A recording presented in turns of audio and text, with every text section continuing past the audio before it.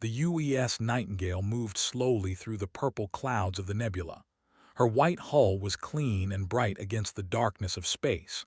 On every side of the ship, large red crosses were painted so that anyone looking could see what she was. She was a hospital ship. She carried no guns. She had no missiles. She was built to save lives, not to take them. Commander Laura stood on the bridge and watched the stars through the main window. She was a tall woman with gray hair and tired eyes. She had served on hospital ships for 23 years.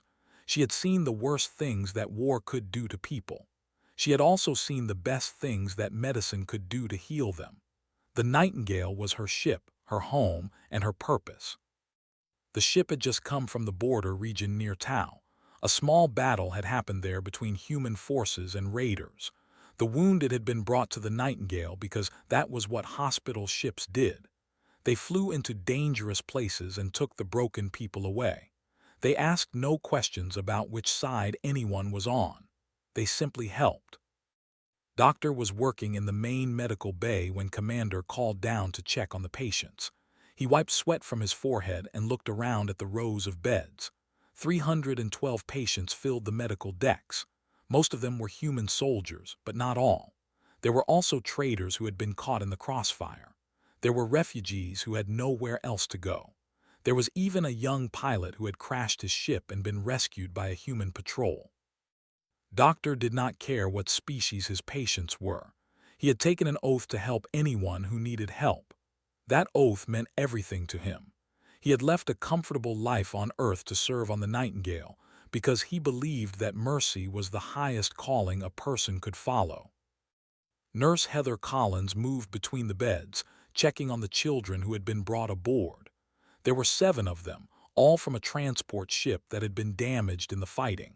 Their parents were dead. The children had been alone in space for 2 days before the Nightingale found them. Now they were safe. Heather had promised them that nothing bad would happen to them anymore. Chief Engineer Timothy Grant was down in the engine room, keeping the old ship running. The Nightingale was not a new vessel. She had been in service for 15 years. Her systems needed constant attention, but Timothy loved her anyway. He talked to the ship like she was a living thing. He told her she was doing a good job.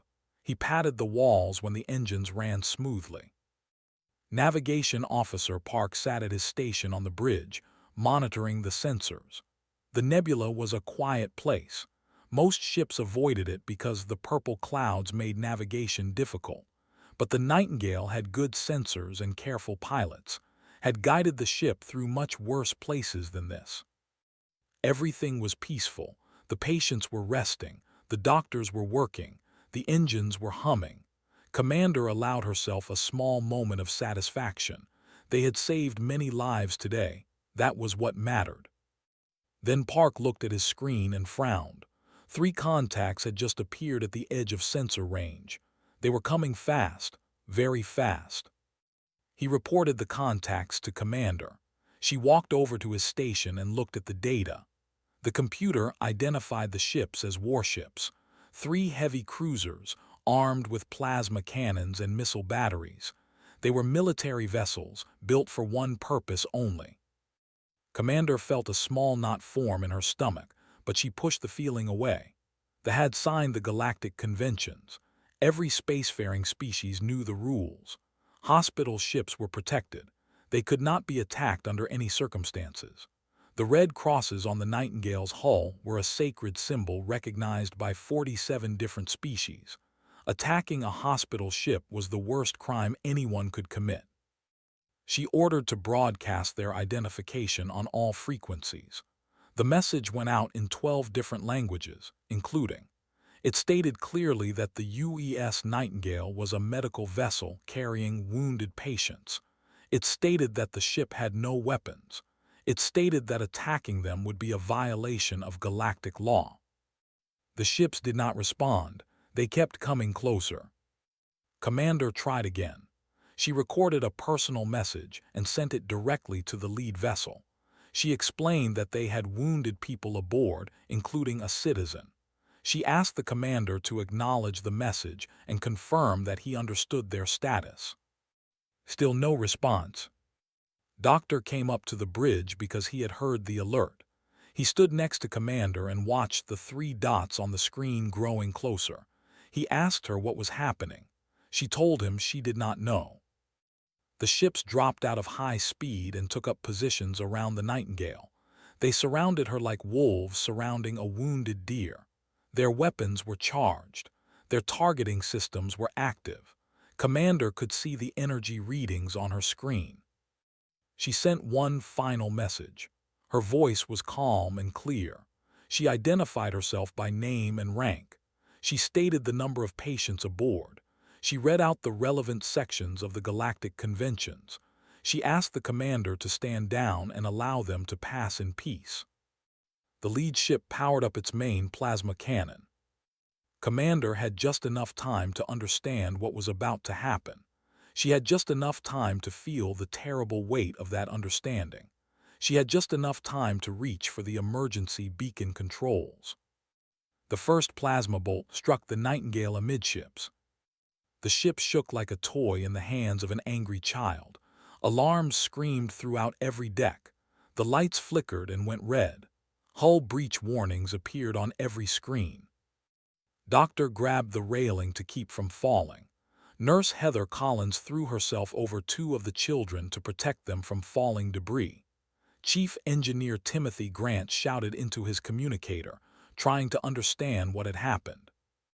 Commander stood at the center of the bridge as her ship died around her. She pressed the button to activate the emergency beacon. She made sure it was recording everything: the video feeds, the sensor data, the identification of the attacking ships. The galaxy would know what happened here. The second plasma bolt hit the medical bay. The third hit the engines. The ships continued firing. They showed no mercy. They gave no warning. They simply destroyed a ship full of healers and patients because they could, because they wanted to, because they believed that human compassion was a weakness to be exploited. The Nightingale began to break apart. And far away, on a small blue planet called Earth, no one knew yet that the universe had just changed forever. The attack on the UES Nightingale lasted 17 minutes. In those 17 minutes, everything that humanity believed about the galaxy changed. The warships circled the hospital ship like hunters playing with their food. They fired again and again. Each plasma bolt tore through the hull like paper. The Nightingale had no armor. She was never meant to be in a fight. Her hull was designed to stop small rocks and radiation, nothing more. Against military weapons, she had no chance at all. Commander Laura stayed on the bridge even as the walls burned around her. She kept the emergency beacon running. She made sure that every second of the attack was recorded. The galaxy would see exactly what they had done. There would be no lies. There would be no confusion. The truth would survive even if she did not. The plasma bolts kept coming. One struck the bridge directly. Commander was thrown across the room. She hit the far wall hard and felt something break inside her chest. Blood filled her mouth. She could not breathe properly, but she pulled herself back to her feet and crawled toward the beacon controls. She had to make sure it kept transmitting. That was the only thing that mattered now.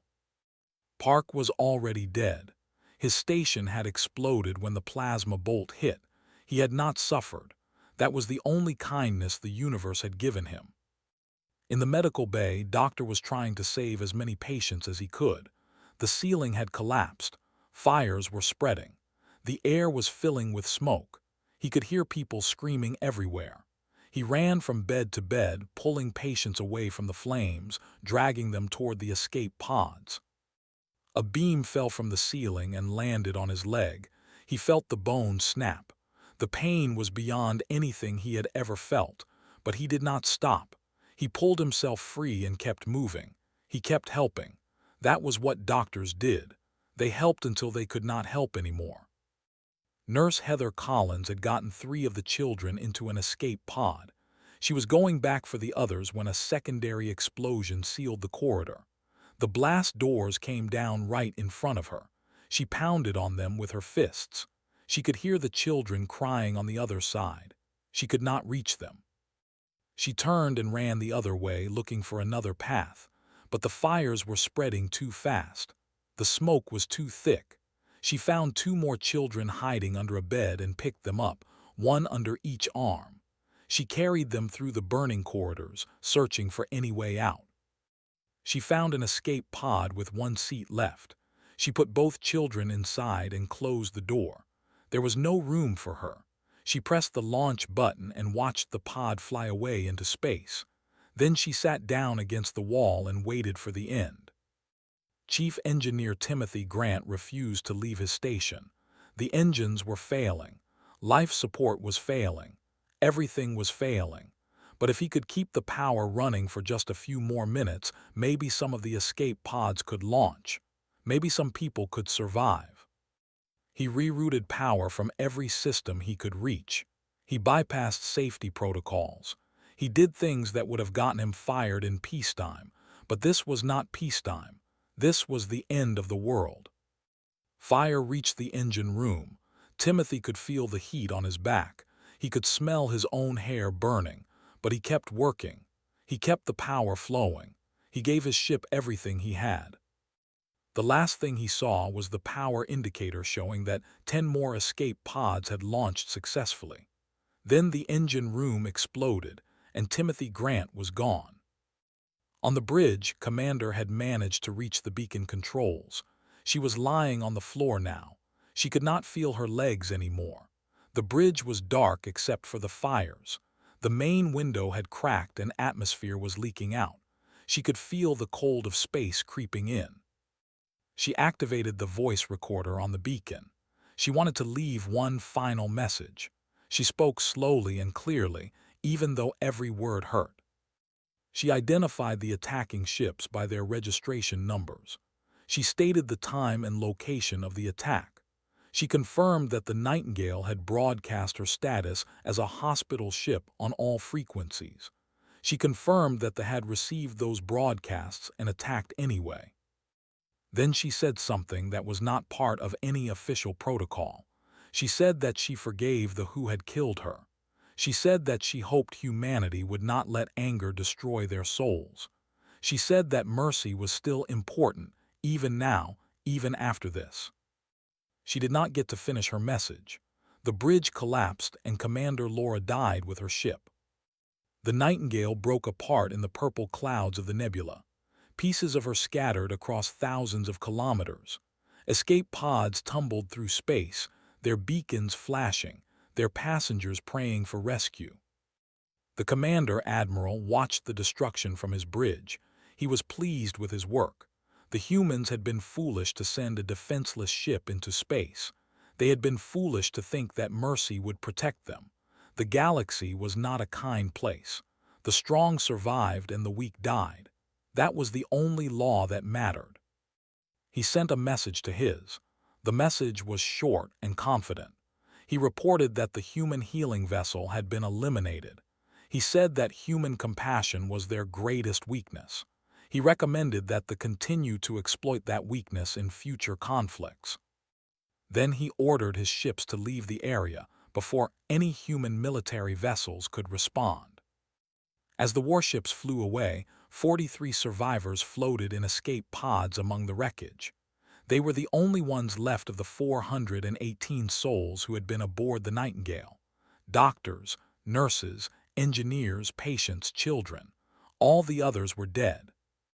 Doctor was in one of those pods. His leg was broken. He was bleeding from a wound on his head, but he was alive. He looked out through the small window and saw pieces of his ship floating past. He saw bodies in the wreckage. He saw the red cross that had been painted on the hull, now cracked and burned but still visible. He closed his eyes and wept. The emergency beacon continued transmitting. It sent its signal out into the darkness, carrying the truth of what had happened to anyone who would listen. 6 hours later, that signal reached Earth. And everything changed. The message reached Earth at 3 a.m. Geneva time. A young communications officer named Daniel Perry was the first human on the home planet to see it. He was working the night shift at United Earth Fleet Command, monitoring signals from across the galaxy. Most nights were quiet. Most nights, nothing happened. This night was different. Daniel saw the emergency beacon alert appear on his screen. He saw the source identification: UES Nightingale, hospital ship. He felt his stomach drop because emergency beacons only activated when something had gone very wrong. He opened the data package and began reviewing the contents: video feeds, sensor logs, audio recordings. He watched the first 30 seconds of footage and then he stopped. He could not watch anymore. His hands were shaking. He felt like he was going to be sick. He called his supervisor. Then his supervisor called the base commander. Then the base commander called the Secretary of Defense. Within 1 hour, every senior official in the United Earth government was awake and watching the footage from the Nightingale. Secretary of Defense was a small woman with sharp eyes and a reputation for staying calm in any crisis. She watched the entire recording without saying a word. She saw the ships surround the hospital vessel. She saw the first plasma bolt strike. She heard Commander's voice as she activated the beacon. She heard the screams. She saw the ship break apart. When the recording ended, she sat in silence for a long time. Then she asked one question. She asked how many survivors there were. The answer came back: 43 out of 418. She nodded slowly. Then she picked up her phone and called Admiral Christopher Hayes. Admiral Hayes was already awake. He had known Laura for 20 years.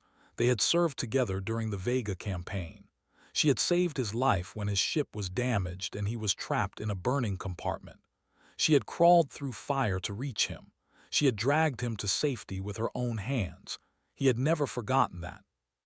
Now she was dead, murdered by people who had looked at a ship full of healers and decided to destroy them anyway. He drove to Fleet Command in the dark. The streets were empty. The city was sleeping. No one knew yet what had happened, but they would know soon. Everyone would know. When he arrived at the command center, Secretary was waiting for him. She showed him the footage. He watched it without speaking. He watched it again, and again, and again. He lost count of how many times he watched Laura die. The news broke at dawn. Every screen on Earth showed the same images: the white hull of the Nightingale, the red crosses, the plasma bolts tearing through metal, the ship breaking apart in the purple clouds. The reaction was immediate and overwhelming. People gathered in the streets. They held signs with the names of the dead. They demanded justice. They demanded revenge. They demanded that someone pay for what had happened. But the government said nothing. The Galactic Council sent urgent messages asking for a statement. Earth did not respond. The Empire issued a formal announcement claiming that the Nightingale had been carrying weapons. They said it was a legitimate military target. They said humanity was lying about what happened. Earth did not respond. Other species sent messages of sympathy. They offered condolences. They asked what humanity was planning to do. Earth did not respond. For 3 days, humanity was silent. The silence was more frightening than any threat could have been. Species across the galaxy watched and waited. They could feel something building, something dark, something terrible. Admiral Hayes spent those 3 days in the command center. He did not sleep. He barely ate. He was planning. The United Earth Fleet was larger than most species realized. Humanity had learned hard lessons during the early years of space exploration. They had been attacked, invaded, cheated, and betrayed by species who thought them weak. They had decided that would never happen again. Over the decades, humanity had built ships, many ships, more ships than they ever showed at diplomatic meetings or joint exercises. They had hidden their true strength because they knew that one day they might need it. That day had come. Admiral Hayes called in every ship, every cruiser, every destroyer, every carrier, ships that were officially retired, ships that were listed as training vessels, ships that other species did not even know existed. He gathered them all. 642 warships, the largest fleet humanity had ever assembled. On the third day, Secretary came to the command center with a single document. It was the authorization for Operation Reckoning. Every member of the Earth Defense Council had signed it. Every political leader, every military commander, every representative of every nation on Earth. They were united in a way they had never been united before. The attack on the Nightingale had done something that centuries of politics had failed to do. It had made humanity speak with one voice. Secretary placed the document on Admiral Hayes' desk. She asked him how many ships he needed. He looked at her with eyes that had not slept in 3 days. He looked at the screens showing the footage of the Nightingale. He looked at the list of 418 names that would never be spoken again. Then he gave his answer. He said he needed all of them. She did not argue. She did not question. She simply nodded and told him that he had whatever he needed. Admiral Hayes stood up and walked to the main display. He looked at the map of space. 92 colony worlds, 4,000 warships, 11 billion people, a proud empire that had dominated its sector for 300 years. They had believed themselves invincible. They had believed that attacking a hospital ship would show human weakness. They had believed that humanity would cry and complain and do nothing. They were about to learn how wrong they were. Admiral Hayes gave the order to move the fleet into position. 642 ships began their journey toward space. They traveled in silence. They sent no messages. They made no threats. When they arrived, they would not need words. They would understand soon enough. Humanity had been silent for 3 days. Now they were coming. The Empire had been a great power for 300 years. They had conquered worlds. They had defeated enemies. They had built an empire that stretched across an entire sector of the galaxy. They believed that nothing could threaten them. They believed that they were too strong, too powerful, too feared. They were wrong. The human fleet arrived without warning. There was no declaration of war. There was no diplomatic message. There were no threats or demands. One moment, space around the worlds was empty. The next moment, it was filled with human warships. 642 vessels dropped out of hyperspace in perfect synchronization. They appeared at 92 different locations, surrounding every major installation at the same instant. The military had never seen anything like it. No species had ever coordinated an attack on this scale before. Admiral Christopher Hayes commanded the fleet from the bridge of the UES Retribution. The ship was the largest warship humanity had ever built. She carried enough firepower to destroy a small moon, and she was not alone. The admiral stood at the center of his bridge, watching the tactical display. Every military base was marked in red. Every human ship was marked in blue. The blue dots surrounded the red dots completely. There was nowhere for them to run. There was nowhere for them to hide. Hayes gave a single order. All ships were to engage. The Battle of Prime began at exactly 900 hours, Earth Standard Time. It would become the most one-sided military victory in recorded galactic history. Commander led the assault on the orbital defense platforms around His squadron of 30 cruisers hit the platforms from multiple angles, overwhelming their shields before they could coordinate a defense. The platforms had been built to fight off small raiding parties. They were not designed to face a full battle fleet. Ships destroyed the first platform in 4 minutes. The second fell in 3. By the time the commanders understood what was happening, half their orbital defenses were already gone. Captain Torres commanded the strike force targeting the planetary shield network. The shields were the pride of engineering. They were supposed to be impenetrable. They were supposed to protect them from any attack. Torres found the weak points. Her intelligence teams had been studying technology for years. They knew where the power nodes were. They knew how the shields regenerated. They knew exactly where to strike. Her ships hit the shield generators with precision weapons. Each strike was calculated to cause maximum damage with minimum collateral impact. Within 2 hours, the planetary shields flickered and died. The was exposed. But humanity did not attack the cities. They did not bomb the population centers. They did not kill civilians. They had not come for the people. They had come for the military. Lieutenant was flying escort for a bomber squadron when his ship took heavy damage. An interceptor had gotten through the defensive screen and hit his engines. His cruiser was crippled. He was losing power. He was losing altitude. He was going to crash. Then he saw where he was heading. The command station hung in orbit directly below him. Admiral was aboard that station. The same admiral who had ordered the attack on the Nightingale. The same man who had called human compassion a weakness. Made a decision. He told his crew to abandon ship. He waited until the escape pods were clear.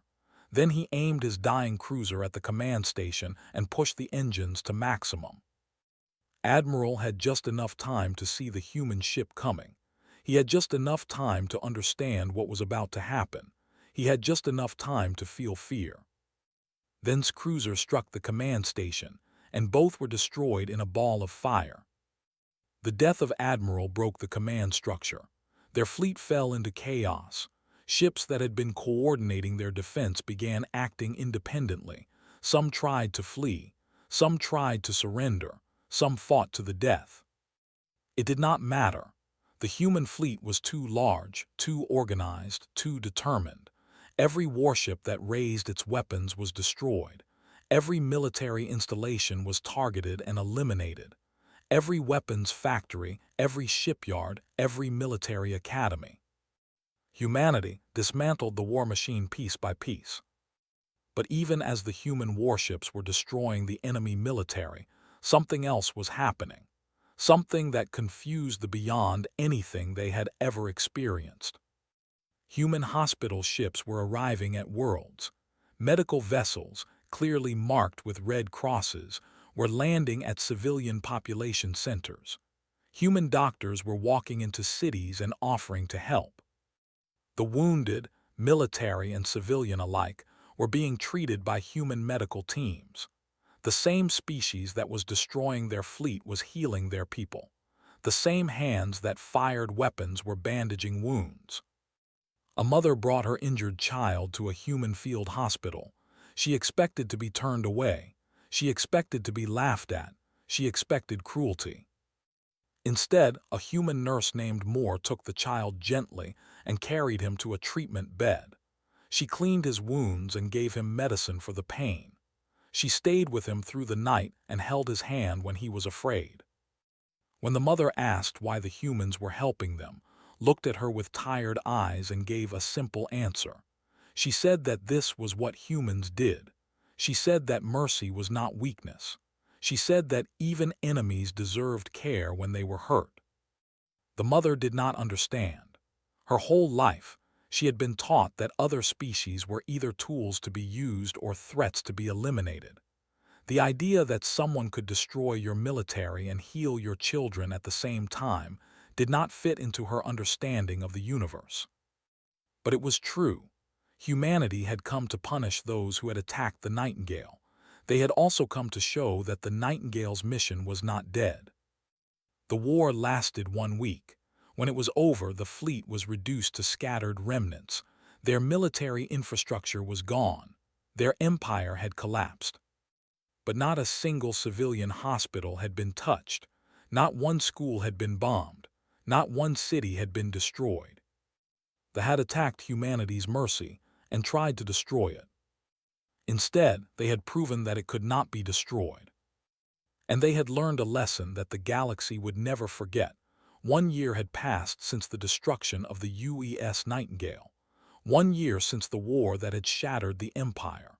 1 year since the galaxy had learned what happened when you attacked humanity's healers. The memorial stood on the surface of Luna, Earth's moon. It was built in a crater that faced the stars, so that anyone looking down from space could see it. The design was simple. A wall of black granite carved with 418 names. A statue of the Nightingale herself, frozen in silver, her red crosses gleaming under lights that never went out. Admiral Christopher Hayes stood before the wall and looked at the names. He had read each one many times. He knew the stories behind them. He knew who they had been, what they had done, and how they had died. Laura, Commander, 23 years of service. She had saved his life once. Now her name was carved in stone, and he would carry her memory until his own death. Chief Medical Officer. He had survived. 42 others had survived with him. They were here today, standing in the crowd, wearing their dress uniforms and trying not to cry. Heather Collins, Senior Nurse. She had saved 5 children and died making sure they escaped. The children were here too. They had grown in the past year. They would never forget the woman who had carried them to safety. Timothy Grant, Chief Engineer. He had stayed at his post until the fire took him.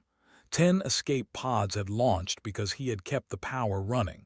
10 pods full of people who were alive because of him. Park Navigation Officer. He had died instantly when the bridge was hit. His family was here. His mother had aged 10 years in the past 12 months. His father could not stop staring at the wall. Representatives from 62 species had come to witness the memorial dedication. They stood in groups across the crater floor, their different shapes and colors making a strange rainbow against the gray lunar dust. Some of them had been allies of humanity for decades. Some had been neutral. Some had even been enemies once. All of them had come to pay their respects. The delegation stood apart from the others. There were only 3 of them. They wore simple gray robes and kept their heads bowed.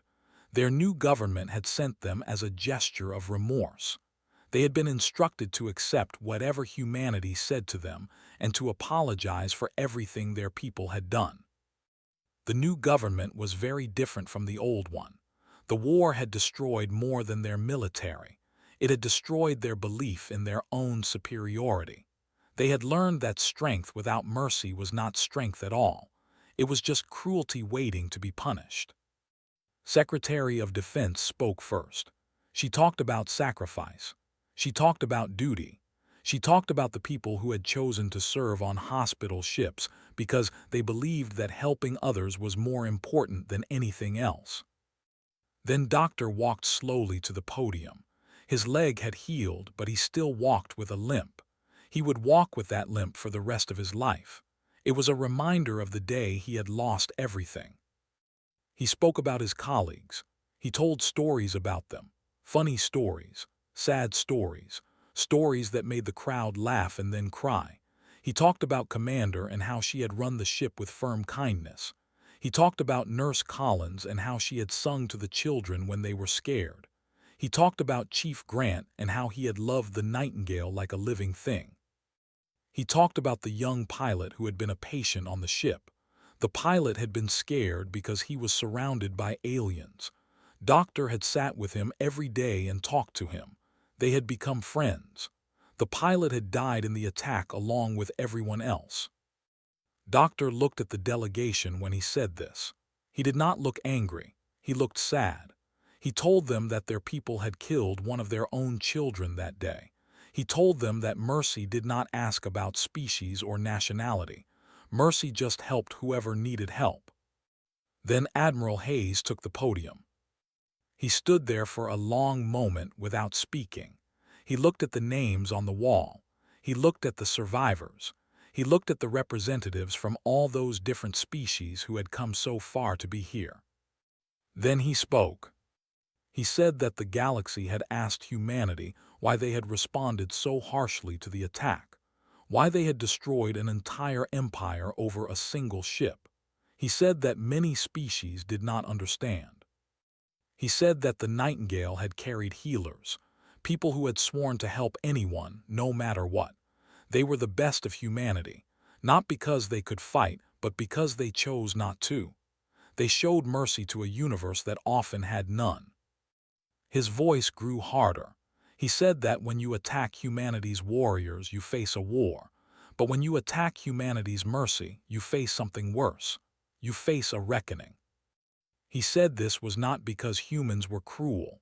It was because some lines could not be crossed. Some debts could not be forgiven with words. Some lessons had to be taught so completely that they would echo through history forever. He looked directly at the assembled species. He told them that the galaxy had learned this lesson. The Nightingale had not died for nothing. Her crew had not been forgotten. And he made a promise. If anyone, anywhere, ever forgot this lesson, humanity would be there to remind them. It did not matter how powerful they were. It did not matter how far away they were. Humanity would find them. Humanity would teach them. Humanity remembered.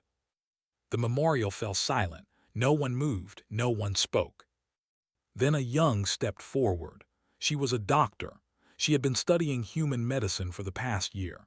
She walked to the wall and placed a small flower at the base. Then she stepped back and bowed her head. One by one, representatives from other species did the same. They brought offerings from their own worlds: crystals, feathers, carved stones, things that meant respect and honor in their cultures. They placed them at the wall and bowed their heads. The delegation was the last to approach. They walked slowly, their heads still down. When they reached the wall, they knelt on the ground and pressed their foreheads to the stone. In culture, this was the deepest form of apology. It meant that you had wronged someone so badly that words could never be enough. They stayed there for a long time. When the ceremony ended, the crowd slowly departed. Ships lifted off from the lunar surface and flew back to there. The representatives would tell their people what they had seen. They would make sure that no one forgot. Admiral Hayes was the last to leave. He stood before the wall as the lights dimmed for the lunar night. He looked at Laura's name and remembered her face. He whispered that he would see her again someday. Then he turned and walked away. The memorial stood alone under the stars. The names glowed softly in the darkness. The statue of the Nightingale watched over them all. And across the galaxy, every species with a hospital ship updated their records. A new note appeared in every database, every military analysis, every first contact protocol. Do not attack human medical vessels. Humanity remembers. Humanity responds.